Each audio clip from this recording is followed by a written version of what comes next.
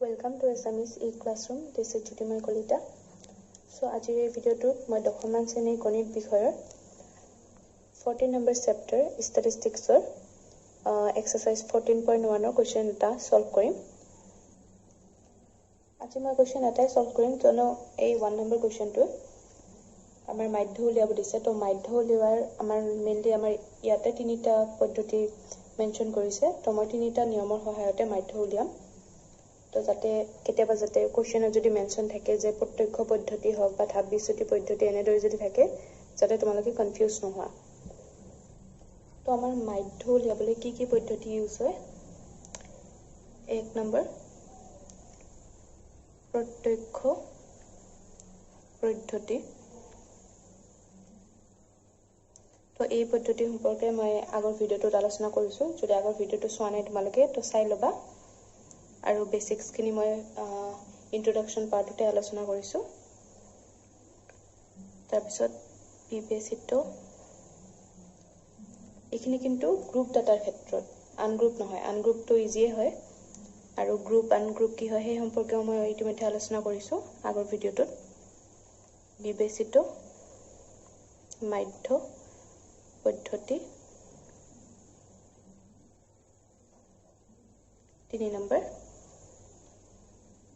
ধাপ বিচ্যুতি পদ্ধতি। তো এই তিনিটা পদ্ধতিৰ সহায়তে আজি মই এক্সাৰসাইজ 14.1 ৰ কোৱেশ্চন নম্বৰ 1 টো সলভ কৰিম। তো নেক্সট কোৱেশ্চনবোৰ সলভ কৰোঁতে মই যিকোনো তাৰে এটা নিয়মৰ সহায়তহে বাকিবোৰ সলভ কৰিম। তো এইটোৰ ক্ষেত্ৰত মই গোটেইকেইটা পদ্ধতি কভাৰ কৰিব ট্ৰাই কৰিছো যাতে তোমালোকৰ একো কনফিউজন নাথাকে। তো প্ৰথমতে মই প্ৰত্যক্ষ পদ্ধতিৰ সহায়ত সলভ কৰিম।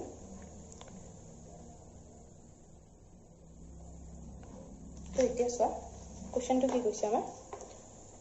14.1 যে এডল ছাত্ৰই তেওঁলোকৰ পৰিৱেশ সজাগতা কাৰ্যসূচীৰ অংশ হিচাপে এটা অঞ্চলৰ 20টা ঘৰত থকা উদ্ভিদৰ তথ্য ভিত্তিক অধ্যয়ন তলত দেখুওৱা তথ্যসমূহ সংগ্ৰহিত কৰিলে প্ৰতিটো ঘৰত থকা উদ্ভিদৰ মাধ্য উলিওৱা। তো আমাক মেইন হৈছে এইখিনি পাৰ্ট, আমাক মাধ্য উলিয়াব লাগে। তো এখন এনেকে এক্সামতো এনেকে এখন তালিকা দিয়া থাকিব। তো ইয়াতে চোৱা, ইয়াতে আমাক শ্ৰেণী বিভাজন কৰি দিয়া আছে যে উদ্ভিদৰ সংখ্যা 0 ৰ পৰা 2, 2 ৰ পৰা 4, 4 ৰ পৰা 6 এনেদৰে আমাৰ শ্ৰেণী বিভাজন কৰি দিয়া আছে, অৰ্থাৎ ক্লাছ ইণ্টাৰভেল আমাক দিয়া আছে। তো আমি ৰূপান্তৰ কৰিবলগীয়া নহয়, কাৰণ আমি আগৰ ভিডিঅ'টোত আলোচনা কৰিছিলোঁ যে কেনেকৈ আনগ্ৰুপ ডাটাৰ পৰা গ্ৰুপ ডাটা কৰিবৰ কাৰণে কেনেকৈ বিভাজন শ্ৰেণী অন্তৰাল মানে কৰিবলগীয়া হয়, কিন্তু ইয়াতে কৰি দিয়া আছে। তাৰ বিপৰীতে আমাক ইয়াতে কি দিয়া আছে? ঘৰৰ সংখ্যা। তো 1, 2, 3 এইবোৰ হৈছে আমাৰ 12টা হয়নে? তো এই সম্পৰ্কে আমি আলোচনা কৰিছো। তো কোৱেশ্চনটো লাগব। তো আমাক দিয়া আছে উদ্ভিদৰ সংখ্যা। তো এইখিনি হৈছে আমাৰ শ্ৰেণী অন্তৰাল। তাৰপিছত আমাৰ ঘৰৰ সংখ্যা,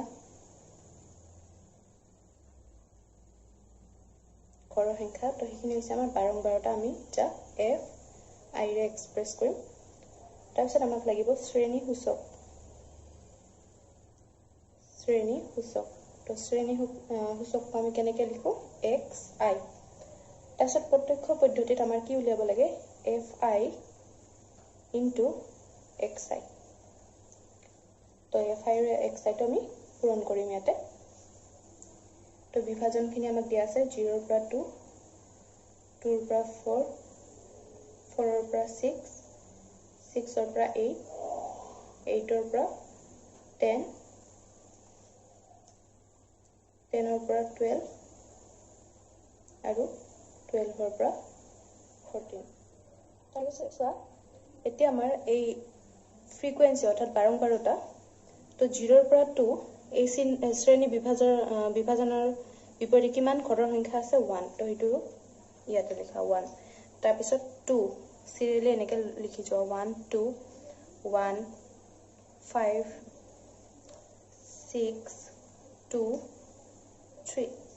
হৈ গ'ল। তাৰপিছত আমাৰ শ্ৰেণী সূচকটো আমি কেনেকৈ উলিয়াইছিলোঁ তো আগৰ ভিডিঅ'টো যদি চাইছা তেনেহ'লে চাগে নিশ্চয় বুজিছা আমি কি কৰিম এই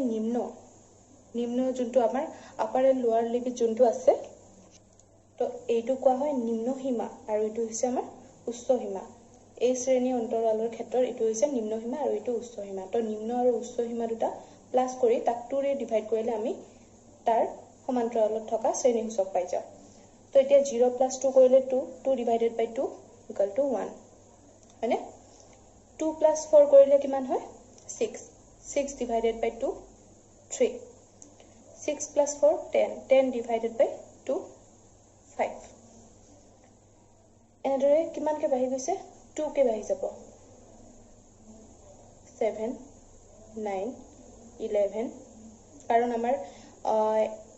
এইটো 0 নিম্ন সীমা আৰু এইটো যদি বুদ্ধি থাকে তোমালোকৰ ডাইৰেক্ট এনেকৈ সিৰিয়েল লিখি যাব পাৰিবা বাৰে বাৰে হিসাব কৰি থাকিব নালাগে যেহেতু উচ্চ সীমা আৰু নিম্ন সীমা দুটাৰ পাৰ্থক্য হৈছে 2 তো আমি ইয়াতে 2 কে বাঢ়ি গৈ থাকিব তো তোমালোকে কাউন্ট কৰিও চাব পাৰা এইটো হ'ব 13 ঠিক আছে তাৰপিছত এতিয়া আমাৰ কি কৰিব লাগিব fi into xi অৰ্থাৎ আমাৰ এইটো fi into xi তো ভ্যালু বিলাক মাল্টিপ্লাই কৰা 1 into 1 1 2 into 3 6 1 into 5 5 5 into 7 35 6 into 9 54 2 into 11 22 3 into 13 39 হৈ গল তাৰপিছত আমি কি উলিয়াব লাগিব প্ৰত্যক্ষ পদ্ধতিত সামেশন মানে গোটেইবিলাক আমি সাম কৰিম আপ টু 1 ৰ পৰা 39 লৈকে fi xi summation of fi xi equal to তো এইখিনি আমি সাম কৰিলে কিমান পাম তো সাম কৰিলে আমাৰ আহিব 162 তাৰপিছত আমি কি সাম কৰিম এতিয়া এই আমাৰ যিখিনি 12টা আছে আমি গোটেইখিনি যোগ কৰিম তো হেতু summation of fi বুলিও কও বা ক্যাপিটাল লেটাৰ n দিও আমি ৰিপ্ৰেজেন্ট কৰো তাৰপিছত এইটো কিমান হ'ব প্লাস কৰিলে আমাৰ n equal to 20 তাৰপিছত প্ৰত্যক্ষ পদ্ধতিত আমি মাধ্য উলিওৱা ফৰ্মুলাটো আমাৰ কি আছিল মাধ্য তো আমি মাধ্য কি বুলি লিখো x bar বুলিও লিখো তো মাধ্য ইকুৱেল টু ফৰ্মুলাটো আছিল summation of fi xi divided by summation of fi তো summation of fi xi আমি কিমান পালো 162 divided by 20 তো এইখিনি হৰণ কৰিলে আমি আমাৰ উত্তৰটো পাই যাম তো এনসাৰটো আহি যাব আমাৰ 8.1 তো আমি মাধ্য কিমান পালো 8.1 প্ৰত্যক্ষ পদ্ধতি ইউজ কৰি পেলাই ঠিক আছে তো প্ৰত্যক্ষ পদ্ধতি সম্পৰ্কে চাগে তোমালোকৰ আৰু ডাউট নাই হয়নে তো এনেকে আমি তালিকাখন বনাই লম তো তালিকাখন বনাই লোৱাৰ পিছত আমাক কি লাগিব ইয়াতে শ্ৰেণী অন্তৰাল তো আমাক এইখিনি দিয়াই থাকিব তাৰ পিছত সেইখিনি হয়ত আমি এই দুটা দিয়া থাকিব তোমালোকৰ শ্ৰেণী অন্তৰাল লগতে বাৰংবাৰটা তো শ্ৰেণী সূচক আমি কেনেকৈ উলিয়াম এই শ্ৰেণী অন্তৰালৰ উচ্চ সীমা আৰু নিম্ন সীমা যোগ কৰি পেলাই তাক 2 ৰে ডিভাইড কৰি আমি শ্ৰেণী সূচক উলিয়াম তাৰ পিছত আমি fi আৰু xi অৰ্থাৎ বাৰংবাৰটা লগত আমি শ্ৰেণী সূচক মাল্টিপ্লাই কৰি এনেকে লিখিলাম তাৰ পিছত আমি খিনি সাম কৰিম আৰু সাম কৰি পেলাই এনেকে ডিভাইড কৰিম তো এই ফৰ্মুলাটো তোমালোকে মনত ৰাখিবা ঠিক আছে তো এইটো হৈছে মেথড 1 প্ৰত্যক্ষ পদ্ধতি তাৰ পিছত আমি কোৱেশ্চন নম্বৰ 1 টোৱে বিবেচিত মাধ্য পদ্ধতিৰ সহায়ত আমি সলভ কৰিব ট্ৰাই কৰো তো এইখিনিটো আমাৰ সেমে হয় তো এতিয়া আমাৰ এই তালিকাখনত নতুন এটা আমি দেখা পাইছো এটো হৈছে di তো di ইকুৱেল টু কি হয় আমাৰ xi - a তো আমাৰ এতিয়া জানিব লাগিল a কি হয় হয়নে তো চাই থাকা মই কৈ আছো a মানে কি হয় তো এইখিনি লৈকে আমাৰ সেম যে উদ্ভিদৰ সংখ্যা ঘৰৰ সংখ্যা এইখিনি লৈকে তো আমাৰ সেম আগৰখনৰ নিচিনাই আছে শ্ৰেণী সূচক এটোও সেম আছে তো আমাৰ উচ্চ সীমা নিম্ন সীমা প্লাস কৰি 2 ৰে ডিভাইড কৰিম তাৰ পিছত আহিলে আমাৰ di তো এতিয়া di ইকুৱেল টু আমাৰ আছে xi - a তো এটো কি হয় তো আমাৰ ইয়াতে চোৱা শ্ৰেণী সূচকৰ ভিতৰতে আমি যিকোনো এটা a বুলি ধৰিব পাৰো তো তথাপিও কোনটো ধৰিম আমি যোনটো মাজত পৰে এতিয়া ইয়াতে কেইটা টাৰ্ম আছে এটা দুটা তিনিটা চাৰিটা পাঁচটা ছটা সাতটা তো ইয়াৰে ঠিক এইটো মাজত পৰিছে হয়নে ইফালেও তিনিটা টাৰ্ম আছে ইফালেও আছে তো তেনে ক্ষেত্ৰত আমি এই মাজৰ টাৰ্মটো লম কিন্তু কোৱেশ্চন হল যদি বাইচেন্স যুগ্ম টাৰ্ম থাকে হয়নে নাই যে ধৰা হল এইটো নাই অকল এই ছটা আছে তো তেতিয়া আমি কি কৰিম তেনে ক্ষেত্ৰত আমি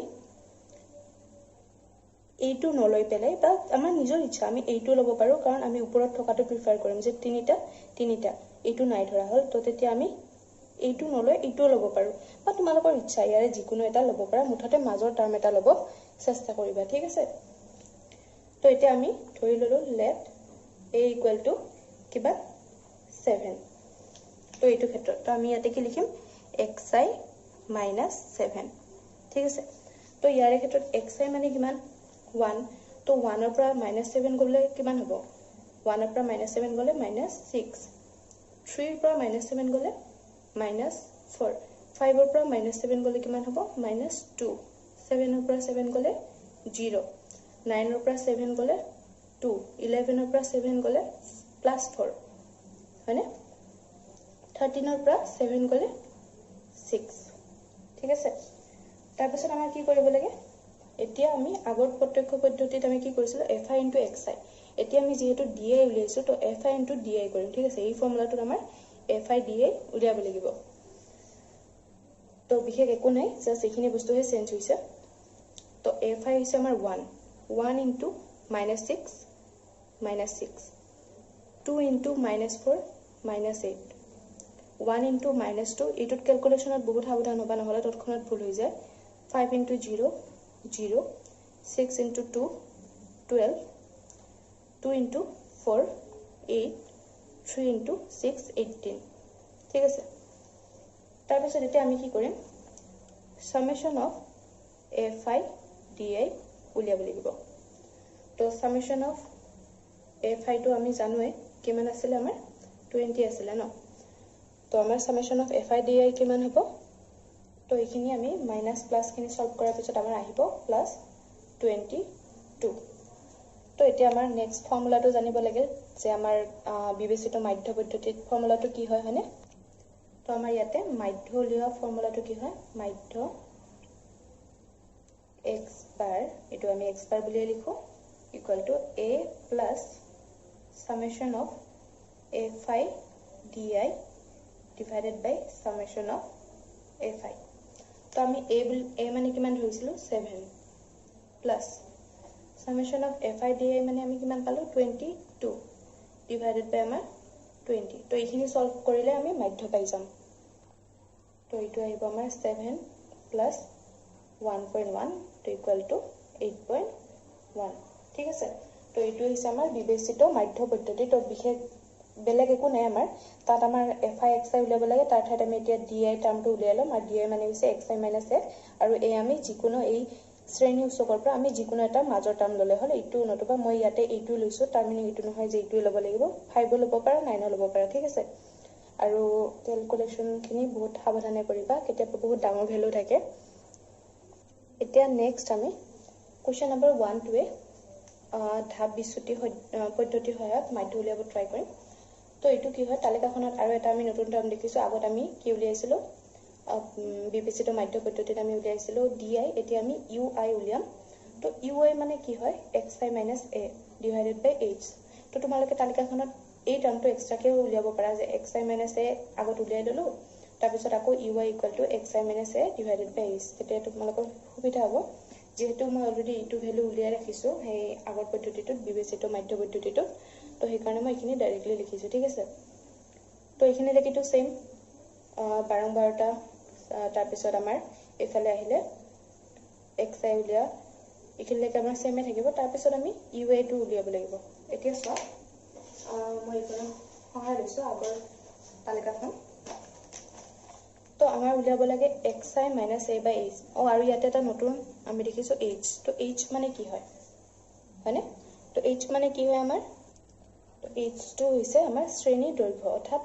উচ্চ সীমাৰ পৰা নিম্ন সীমা আমাৰ প্ৰত্যেকটো শ্ৰেণী অন্তৰালত আমাৰ উচ্চ সীমাৰ পৰা নিম্ন সীমাটো মাইনাস কৰিলে কিমান হৈ আছে 2 তো সেইটো হৈছে আমাৰ h তো h ইকুৱেল টু ইটোত কিমান 2 - 0 কৰিলে 2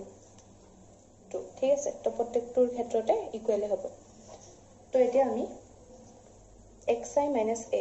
এইটো ক্ষেত্ৰত আমি a টো ধৰি লৈছিলো কিমান এইটো ধৰি লৈছো মানে যেহেতু আমাৰ অযুগ্ম সংখ্যক টাৰ্ম আছে তো আমি এইটো ধৰি লৈছো তোমালোকে বেলেগো ধৰিব পাৰা তো xi - a তো xi - a কৰিলে প্ৰথমটোৰ ক্ষেত্ৰত আমি কিমান পাম 1 - 7/2 তো কিমান হ'ব -6/2 = -3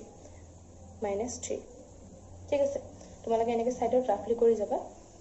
তাৰ পিছত নেক্সটত xi হৈছে এটো 3 minus 7 by 2 তো আমি তলত লিখিছো 3 minus 7 by 2 তো minus 4 by 2 তো এটো আহি গল minus 2 ঠিক আছে তো minus 2 এনেকে তোমালোকে বাকি কেটা ফুল কৰা minus 2 তো 5 minus 7 কৰিলে আহি গল minus 2 divided by 2 minus 1 তাৰপিছত 7 ৰ পৰা মানে xi minus a মানে তো আমি 7 ধৰিছো তো xi ও ইয়াতে 7 তো 7 minus 7 কৰিলে 0 divided by 2 0 হ'ব হয়নে তো 9 তাৰপিছত 9 minus 7 divided by h মানে 2 2 by 2 কৰিলে আমাৰ 1 তাৰপিছত 11 minus 7 কৰিলে 4 by 2 কৰিলে 2 আৰু 13 minus 7 13 minus 7 কৰিলে আমাৰ 6 by 2 কৰিলে 3 ঠিক আছে তাৰপিছত আমি কি কৰিম এতিয়া fi into ui তো fi লগত আমি ui টো মাল্টিপ্লাই কৰিম f ইটো -3 1 into -3 কৰিলে -3 2 into -2 কৰিলে -4 1 into -1 কৰিলে -1 হ'ব 5 ৰ লগত আমি 0 মাল্টিপ্লাই কৰিলে 0 আৰু 0 ৰ লগত যিকোনো সংখ্যা মাল্টিপ্লাই কৰিলে 0 তাৰপিছত 6 ৰ লগত 1 মাল্টিপ্লাই কৰিলে 6 2 into 2 4 3 into 3 9 ঠিক আছে তো এইখিনিলৈকে বুজি পালা ধাপ বিচ্যুতি পদ্ধতিত আমি মাধ্য কেনেদৰে উলিয়াম মাধ্য x bar আমি x bar এৰে ৰিপ্ৰেজেন্ট কৰো হয়নে x bar equal to a plus summation of fi into ui divided by summation of fi তো আমি একেটা টার্মটো উলাই লব লাগিব summation of fi ui